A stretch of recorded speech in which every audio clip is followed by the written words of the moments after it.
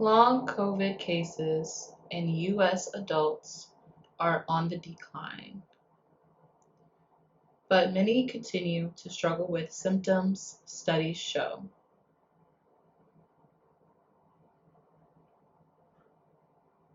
The percentage of U.S. adults reporting long COVID symptoms has fallen since the summer of 2022, but some people say they are still coping with changes to daily life brought on by the condition.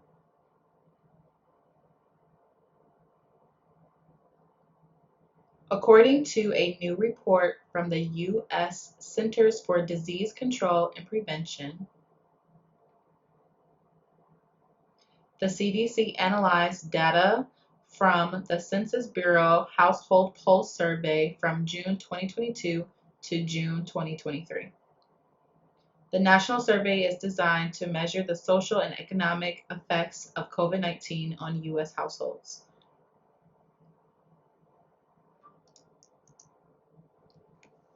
Long COVID questions were added to the survey in June 2022.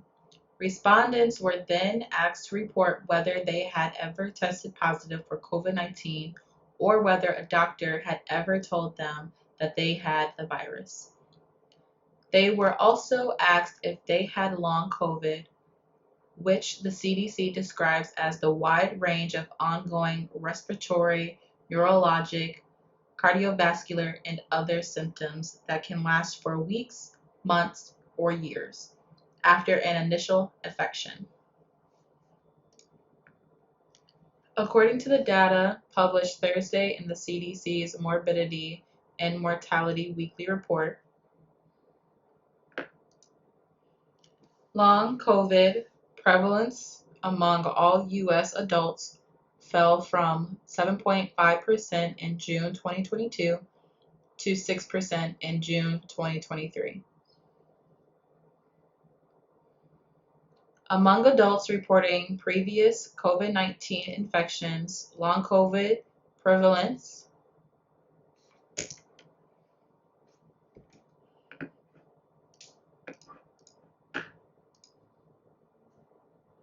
fell from 18.9% to 11% during the study period, the data shows. Long COVID tended to be less prevalent in the youngest and the oldest age groups.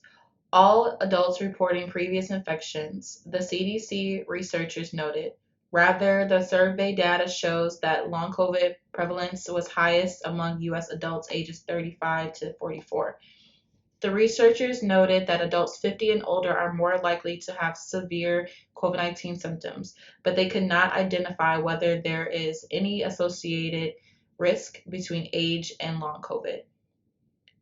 The researchers suggested that the decline in overall long COVID cases, particularly in older people, could be due to an overall decline in the prevalence of COVID-19 infections, a decline in severe infections, and an increase in preventative measures such as the COVID-19 vaccine.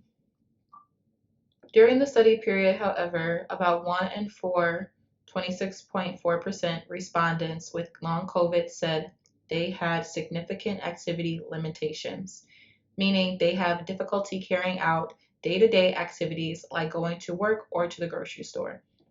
Overall, the data suggests that this percentage of people with significant changes to daily life did not change over time, the CDC researchers say. Another data set analyzed by the CDC found that COVID-19 symptoms among adults decreased over time after they had COVID-19, but some participants reported continuing and/or new symptoms up to 12 months after an infection.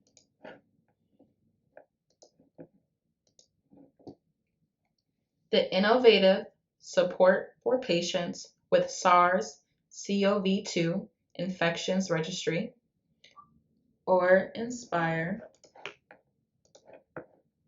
study looked at 1,296 adults who had COVID-19-like symptoms. Participants were tested for COVID-19 at the start of the study and self-reported symptoms at 3-month intervals for 12 months. The data showed that 18.3% of participants who tested positive for COVID-19 reported persistent symptoms of any type through 12 months, compared with 16.1% of those who tested negative, according to the study results, which were also published Thursday in the Morbidity and Mortality Weekly Report.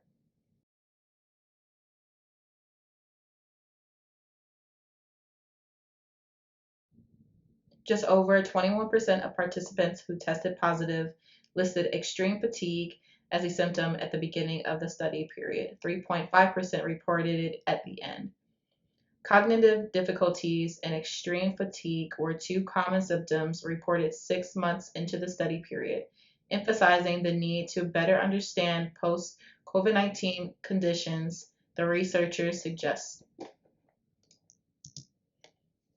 The larger economic and societal impact of long COVID could be far-reaching if working-age adults are unable to maintain employment or care for children or aging parents, the CDC researchers said, noting that severe long COVID can lead more people to lose their jobs.